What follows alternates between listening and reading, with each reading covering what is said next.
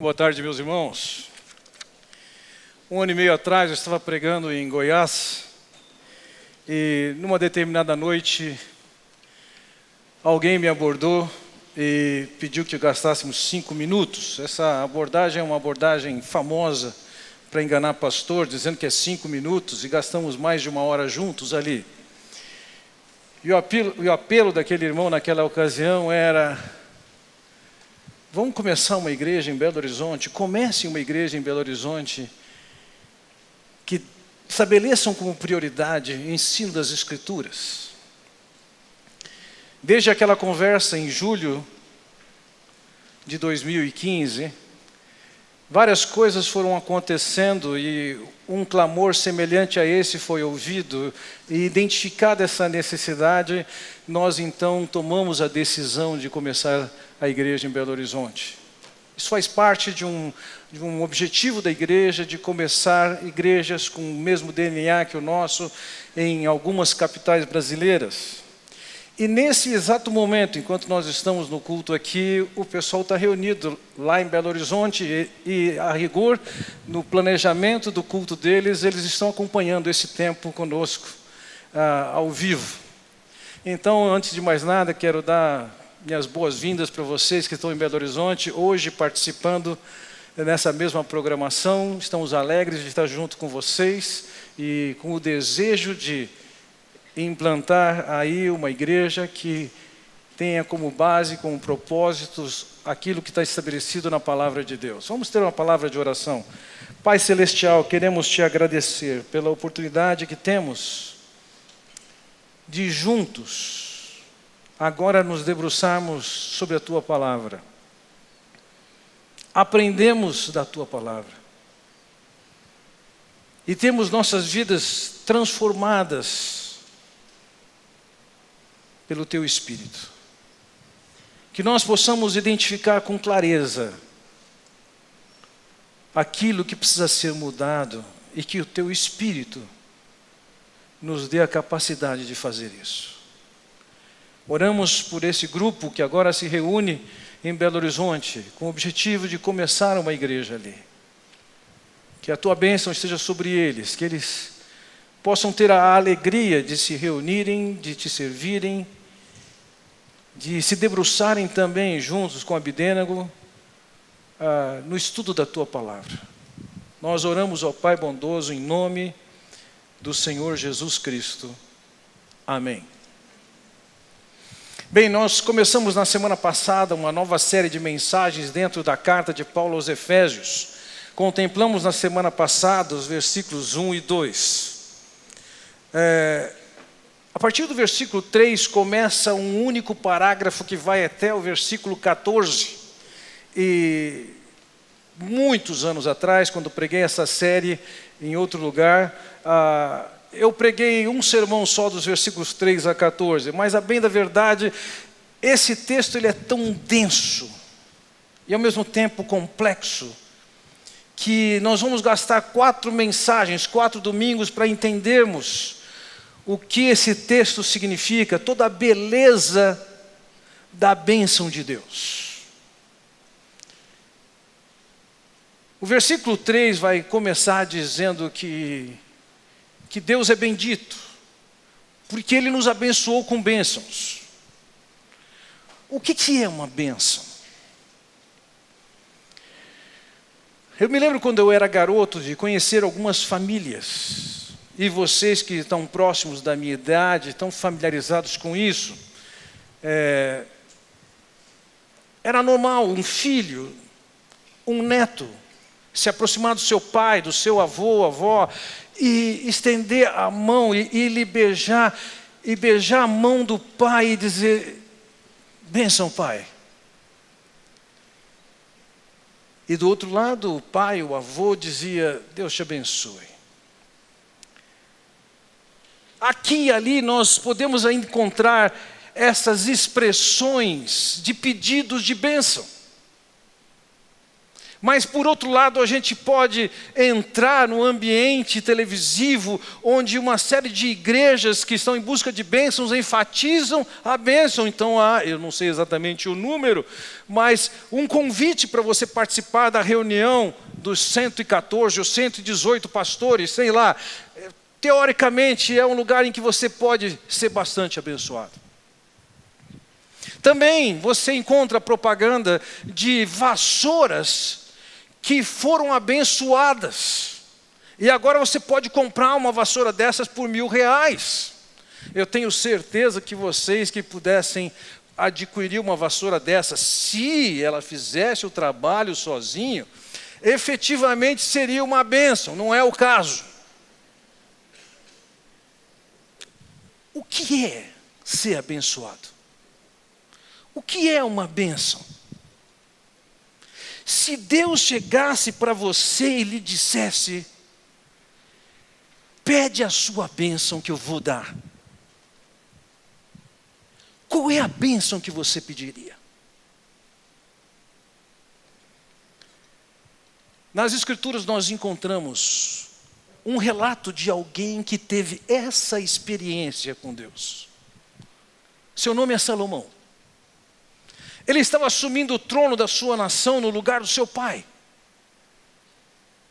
E Deus disse para ele: pede-me o que queres e eu te dê. Se Deus dissesse isso para você, o que você pediria?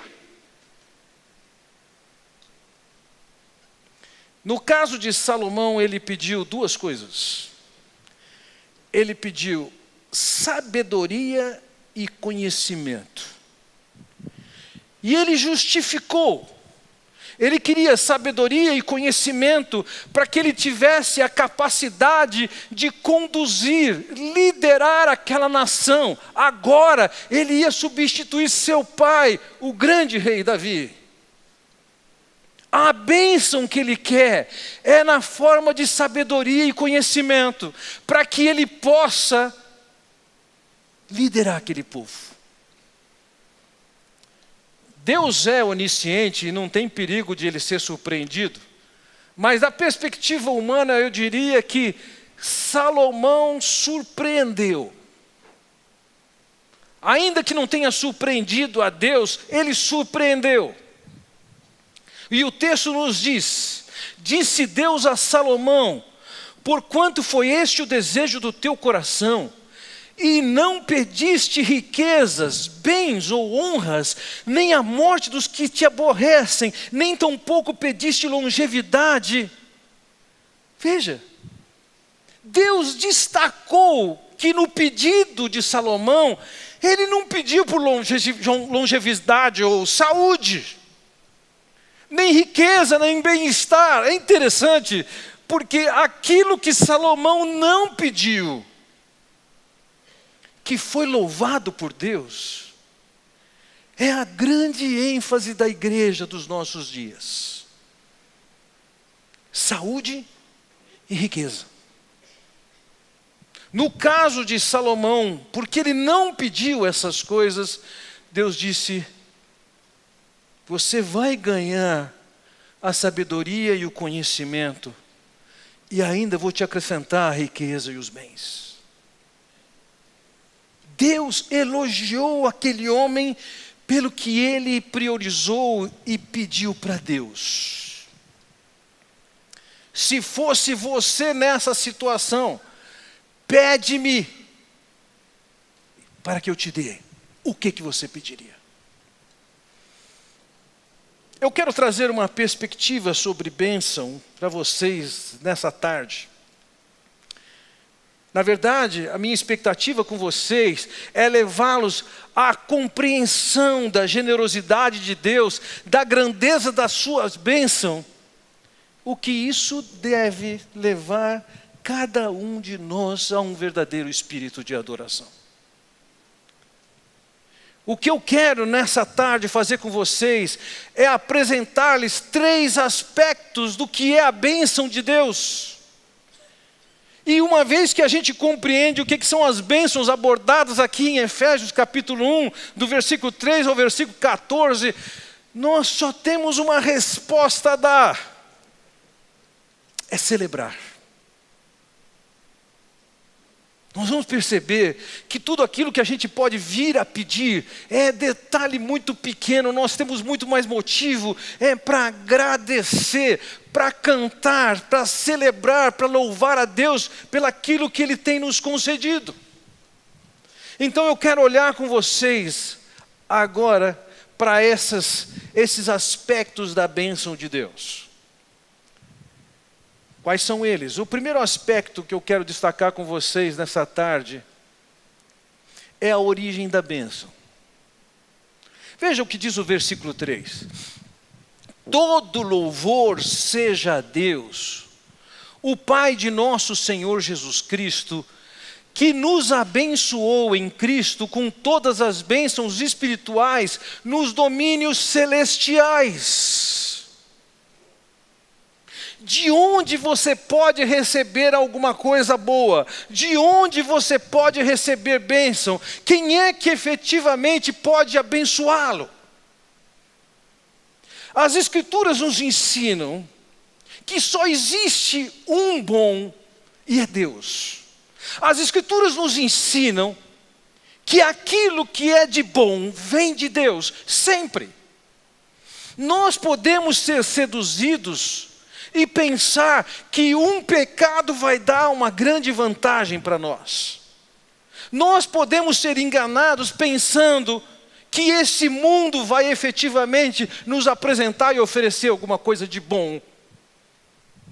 Mas esse texto aponta que todo louvor seja dado a Deus.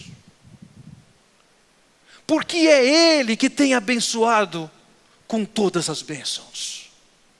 Esse é um conceito e um princípio que está dentro de toda a Escritura. Por exemplo, quando nós vamos olhar o que Tiago nos fala sobre o assunto, ele diz assim: toda boa dádiva e todo dom perfeito vem do alto, descendo do Pai das luzes.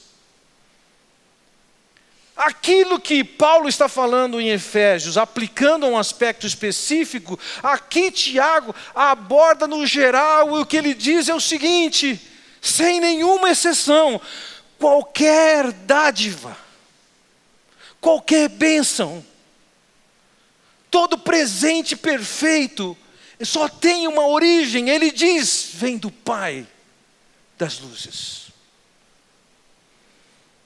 Pedro também tratou desse assunto, ele diz, aplicado assim como Paulo faz em Efésios: seu divino poder nos deu todas as coisas de que necessitamos para a vida e para a piedade. Tudo de que nós precisamos começa em Deus, se origina em Deus. É Ele quem prepara tudo isso. E esse Deus que é dadivoso, generoso, gracioso, doador, é quem nos concede tudo do que efetivamente precisamos. É interessante que ao apresentar esse Deus que é a origem de todas as bênçãos, ele não deixa de falar e tratar aqui de aspectos do próprio Senhor Jesus Cristo, quando ele diz: todo louvor seja a Deus, o Pai de nosso Senhor Jesus Cristo. O que vem a ser isso?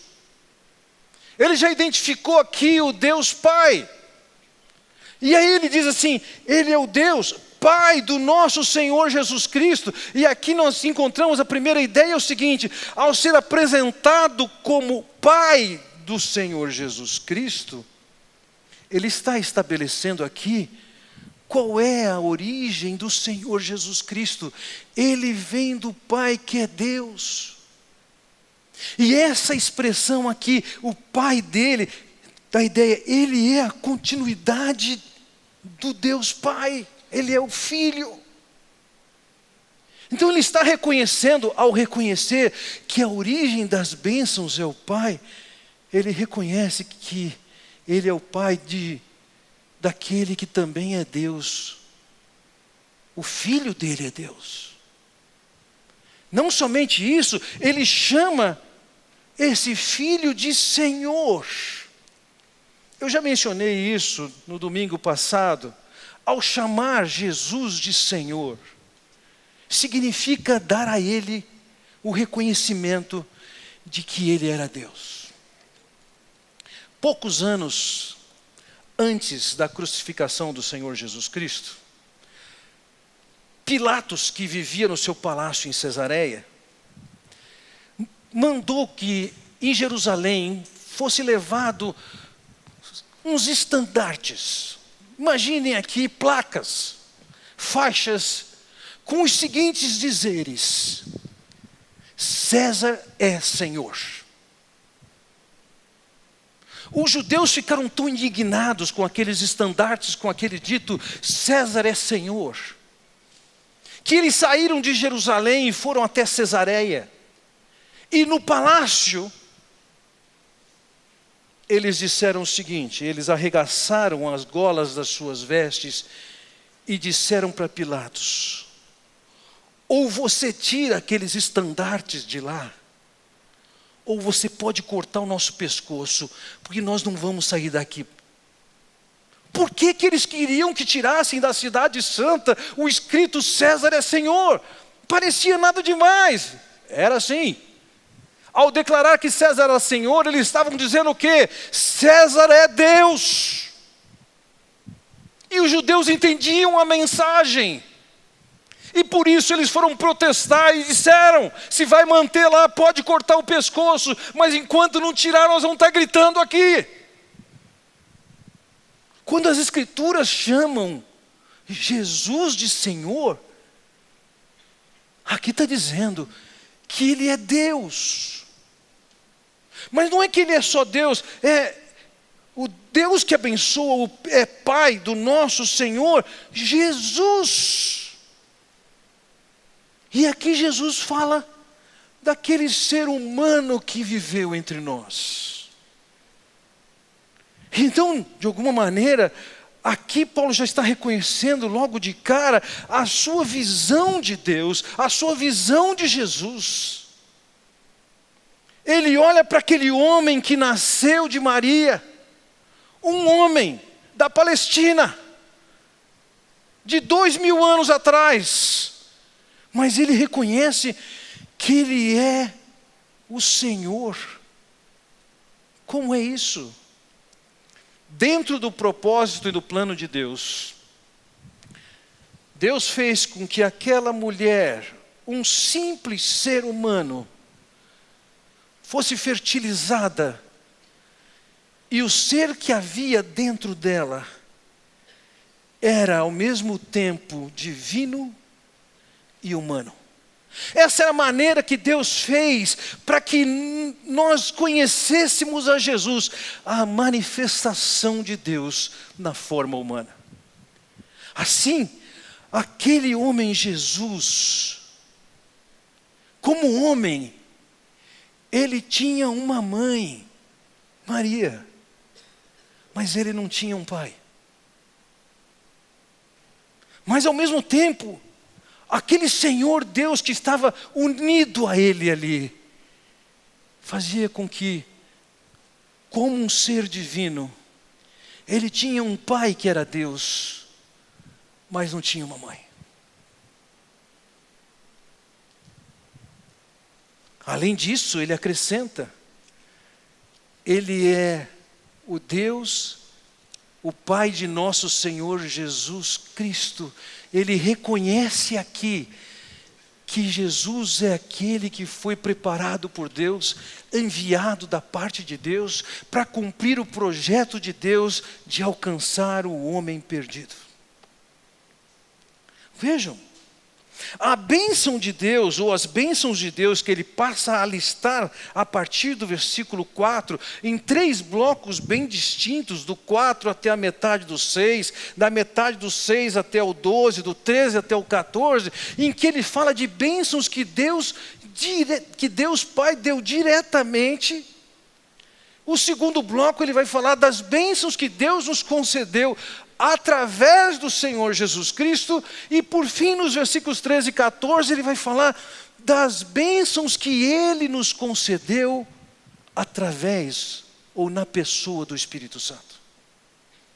Mas em todos os casos, a origem da bênção é o próprio Pai.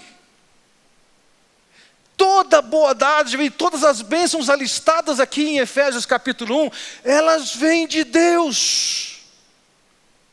Ele é a origem de todas as bênçãos. O segundo aspecto que eu quero olhar com vocês aqui é que a bênção apresentada aqui é uma bênção completa. Veja o que diz, voltamos ao texto. Todo louvor seja a Deus, o Pai de nosso Senhor Jesus Cristo, que nos abençoou em Cristo com todas as bênçãos espirituais nos domínios celestes. Eu perguntei quando eu comecei a mensagem, o que você pediria se Deus dissesse para você, pede-me, como disse a Salomão, o que você pediria? É natural que nós, da nossa perspectiva humana, moldados também por esse mundo, que a gente queira pedir coisas que são relativas a esse mundo em que nós vivemos, às realidades que nós vivemos. É natural a gente encher nossa lista de oração por pedido de saúde, de libertação das dificuldades, etc.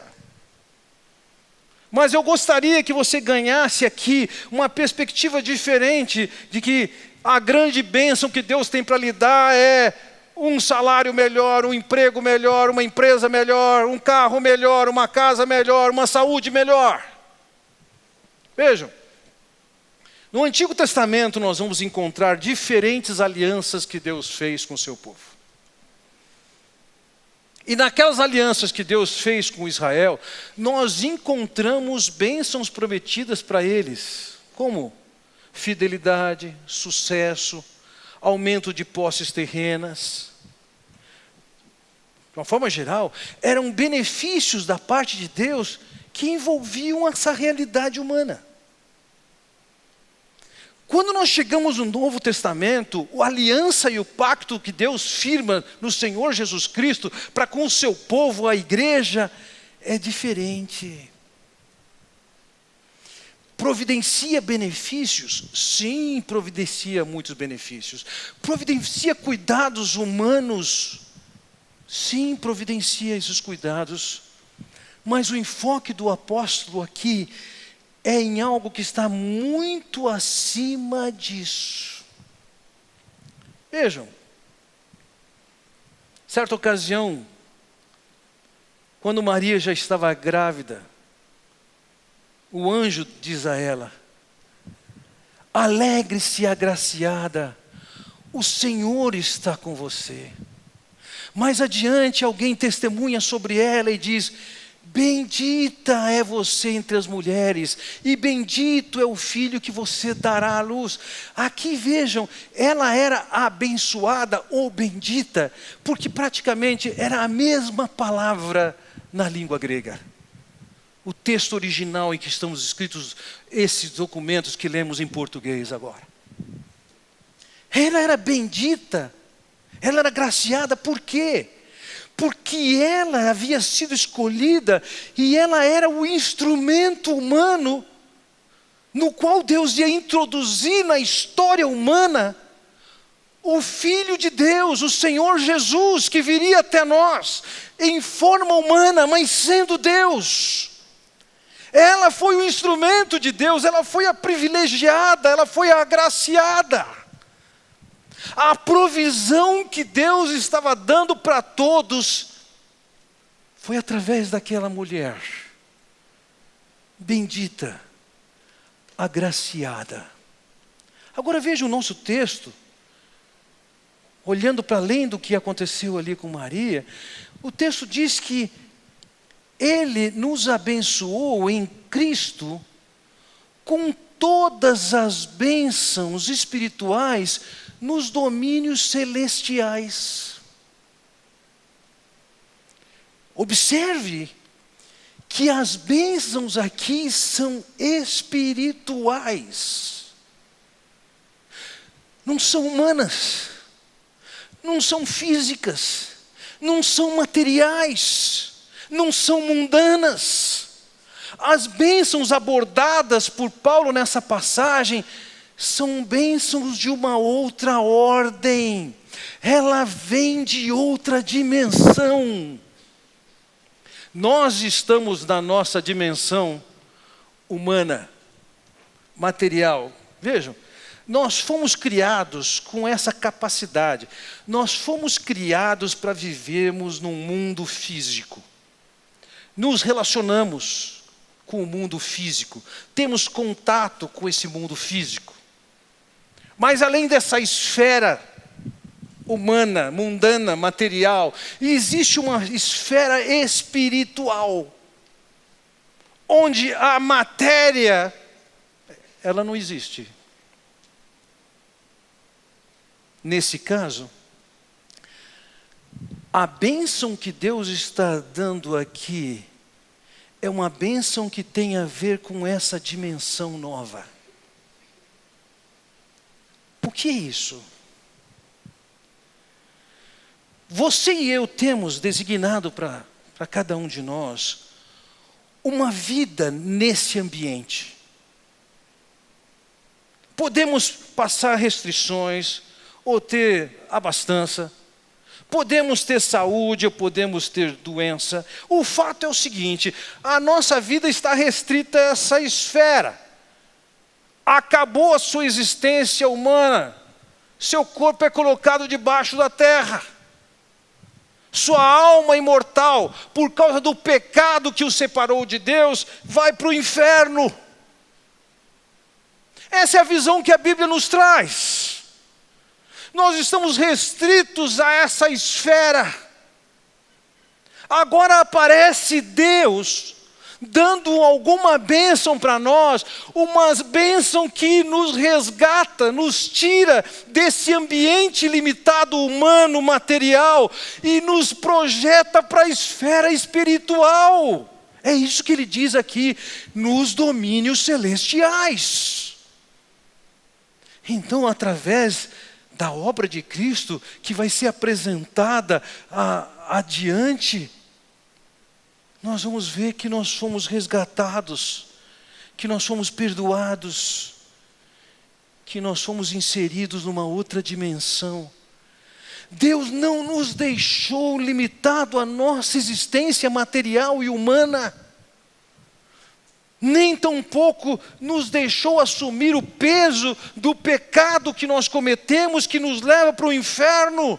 Há uma bênção que nos tira dessa dimensão e nos coloca numa outra dimensão. É uma bênção espiritual. E vejam, toda bênção contém toda a provisão para que isso aconteça com eficácia, com eficiência, com sucesso.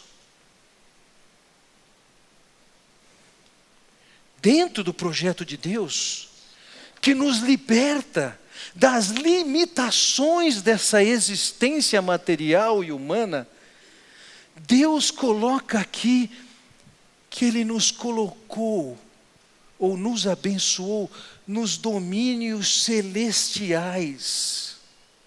Aqui Ele está falando da esfera onde está o trono de Deus. Nós, pela bênção de Deus, somos tirados desse mundo tão restrito, com o qual nós não conseguimos nos acostumar, e isso é fácil de ver, é só você ir a um cemitério e ver o lamento pelas pessoas que partiram, como se ali acabasse a sua existência. E Deus nos coloca numa outra dimensão, com acesso à sua presença, com acesso ao seu trono, podendo nos comunicar com Ele.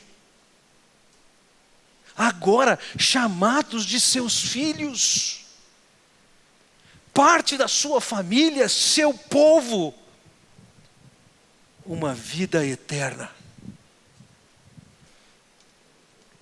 Por estarmos em Cristo, nós somos capazes de desfrutar de todas as provisões que Deus proveu para que cada um de nós pudesse desfrutar de todos os privilégios que Deus tem planejado para cada um de nós.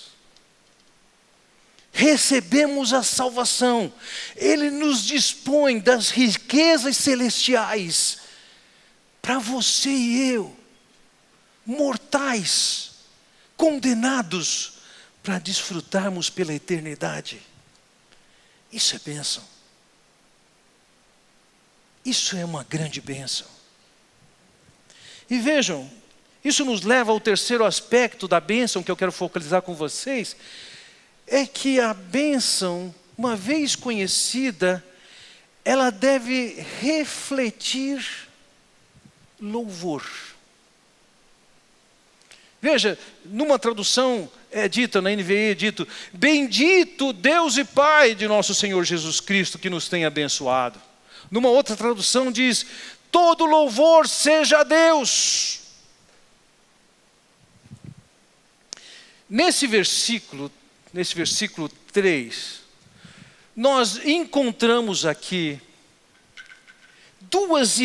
três vocábulos que têm a mesma raiz. Se voltarmos aqui nesse versículo, veja, a palavra bendito, a palavra abençoado e a palavra bênção vêm da mesma raiz grega. Na primeira palavra, bendito, ela tem o peso de um adjetivo. Na segunda, abençoado é um verbo e a bênção é um substantivo. Mas essas palavras que tinham a mesma raiz, elas tinham dois sentidos aparentemente distintos, olhando da nossa perspectiva ocidental. A primeira delas é que a palavra significava bendito, bem falado. Veja, a raiz dessa palavra é da nossa palavra elogio, elogiar. A palavra grega do substantivo é eulogia. Então, o primeiro sentido da palavra é um elogio, é um falar bem, é um bem dizer. E quando aqui no versículo 3 ele diz bendito Deus e Pai, pode ter algum sentido, como a NVT traz, de todo louvor seja a Deus, mas eu acredito que ela tem mais o sentido de um adjetivo. É reconhecido que Deus é elogiável, louvável. Ele é digno de se falar bem. O outro aspecto da palavra, que vai aparecer muito mais nos outros dois usos, abençoou com todas as bênçãos espirituais. Abençoar ou a bênção é favorecer ou o favor que beneficia, que privilegia alguém. Então a bênção é, na verdade, fazer um bem para alguém. Como disse no Antigo Testamento, nós vamos ver as pessoas louvando a Deus e bendizendo a Deus, porque elas foram bem cuidadas, tiveram a sua provisão, sua oração foi respondida, foram libertos do poder do inimigo ou do mal que ele podia fazer. No Novo Testamento, quando nós pegamos o uso dessa palavra, nós vamos perceber que Deus é muito mais bendito por um outro aspecto e uma outra ação, que é o que está sendo descrito ao longo do capítulo 1, versículos 3 a 14. Vejam. Quando Natanael recebeu no templo, na apresentação do Senhor Jesus, qual foi sua reação?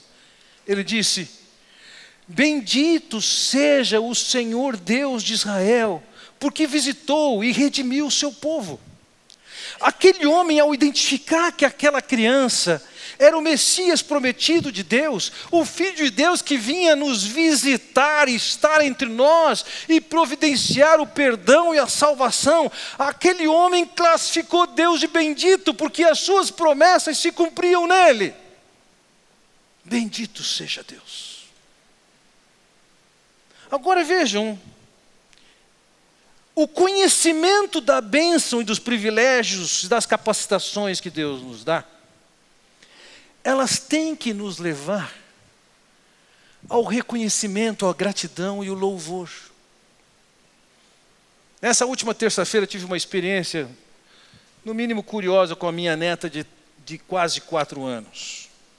Quando eu cheguei do trabalho, perto das 6 horas, sentei numa poltrona, ela me veio com um desenho típico de uma criança de 3 anos. E eu falei que estava bonito e agradeci, coloquei o presente, o desenho na mesinha. Saí para fazer minha atividade física, voltei, tomei banho, sentei na poltrona novamente e ela veio com o desenho novamente e entregou na minha mão. Eu falei, legal, eu coloquei na mesinha. Ela virou para minha esposa e disse o seguinte, abre aspas, sério? Imagina se ele falou obrigado, fecha aspas. Imagina se ele falou obrigado. Na cabeça dela, de 3 anos, já tem a ideia de que um benefício para outra pessoa requer uma resposta obrigado.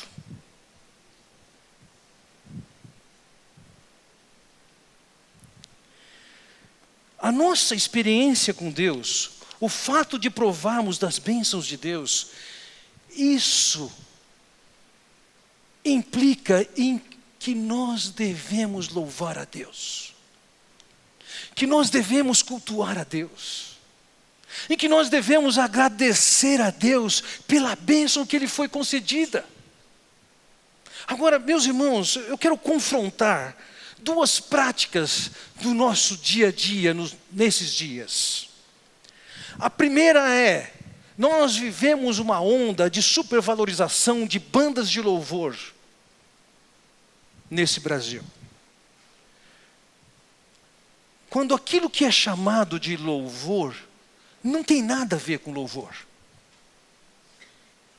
Veja, o enfoque do louvor, da adoração, da gratidão é bendito seja Deus. No louvor, o foco não é você, não. Não é o que você faz, não é o que você sente, não é o que você gosta. Se a música está focada em eu, me, isso não é louvor, isso é narcisismo teológico. É ficar olhando para si mesmo e focando a si mesmo, isso não é adoração genuína. Nos nossos dias pagam-se fortunas, eu diria, para ter uma banda e um certo dirigente de louvor. Esses hoje ocupam uma posição de liderança e influência na comunidade chamada cristã. E não é difícil perceber como esses jovens já não dão tanta importância para Deus e o seu plano passado algum tempo. Louvor não é a mesma coisa que ficar cantando. Louvor não é rolar um som, não. Louvor e adoração é prestar reconhecimento e adoração a Deus. Se a Adriele, quem está nos dirigindo hoje no louvor, viesse aqui e ela tivesse mais preocupada com a sua performance, com agradar o público, etc. e tal, isso não é louvor, não. Louvor é quando o objetivo do tempo de canções é exaltar esse Deus, o único que é bendito porque nos deu toda sorte de bênção espiritual. Agora isso me leva a uma segunda consideração dentro desse ponto.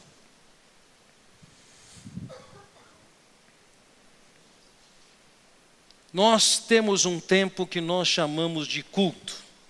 No caso, vocês hoje chegaram para esse culto às 18 horas, que tem a duração prevista de 1h30. Isso é um culto. Espera-se Que ao longo da semana, na sua vida pessoal, na sua caminhada com Deus, você esteja louvando a Deus e reconhecendo e adorando por causa do que Ele tem feito e manifestado na sua vida. Mas quando nós chegamos aqui, no domingo às 6 horas da tarde, o objetivo é nós juntos estarmos diante desse Deus, louvando, adorando, celebrando pelas bênçãos que Ele nos tem dado. Senhores, dada a grandeza desse evento, não cabe aqui você chegar atrasado, pensando, a pregação começa mesmo lá para as 6h25, tem tempo para ficar estacionando o carro. O que você está dizendo é que o tempo de louvor e adoração é encheção de linguiça, e não é. Como o próprio apóstolo Paulo diz, bendito seja Deus. Nós nos reunimos neste horário para bendizermos o nosso Deus, para louvarmos a esse Deus, para adorarmos esse Deus. A mensagem tem o objetivo de esclarecê-lo acerca desse Deus, para que a sua adoração seja compatível com quem é esse Deus. A adoração não substitui a mensagem, nem vice-versa. Lembremos, um culto, um tempo de adoração, pressupõe 2 ideias muito claras. Isso tanto no Antigo Testamento quanto no Novo Testamento. Ela entende, em primeiro lugar, que é uma expressão de reconhecimento, de falar bem, de elogiar, de bendizer a Deus. O foco é em Deus. Não é te agradar. Não é fazer você sentir assim ou assado. Mas é prestar homenagem ao nosso Deus. E o segundo aspecto de adoração, que não pode ser divorciado disso, é que a adoração pressupõe estar curvado, estar submisso, reconhecer a autoridade.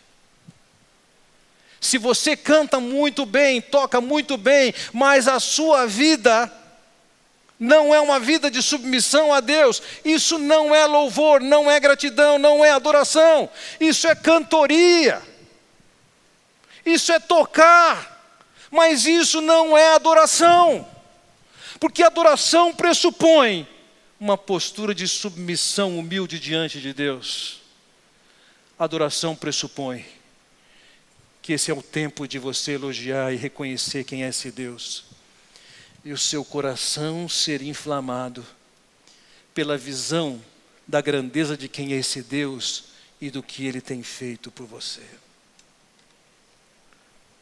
Nós vamos ter tempo de pegar as próximas 3 porções de Efésios capítulo 1, do versículo 4 ao versículo 14. E nós vamos perceber que essas porções, cada uma delas individualmente, tem uma frase, se não igual, bastante semelhante, aparecendo dentro de 3 delas. Vejam, no versículo 6, não 16, diz: para o louvor da sua gloriosa graça. No versículo 12, ele diz: sejamos para o louvor da sua glória. No versículo 14, ele diz: para o louvor da sua glória. Tudo que Deus tem feito para nos favorecer. E isso aqui tem um objetivo, além de manifestar a sua graça nas nossas vidas. Isso aqui tem um objetivo de levar você e eu a sermos louvadores, agradecedores, adoradores desse Deus. É inevitável conhecer o que esse Deus tem feito para nós. Nos tem que levar a reconhecer diante dEle a sua tremenda bondade e os privilégios que Ele nos concedeu. Meus irmãos, quanto mais nós olhamos aquilo que Deus tem feito para nós e por nós, mais nós vamos ter que nos curvar e reconhecer que esse Deus que nos liberta dos limites da esfera humana e nos faz participantes do seu plano nas esferas celestiais, com implicações nessa vida e das maiores ao longo de toda a eternidade. Paulo diz: bendito seja Deus, louvado seja Deus.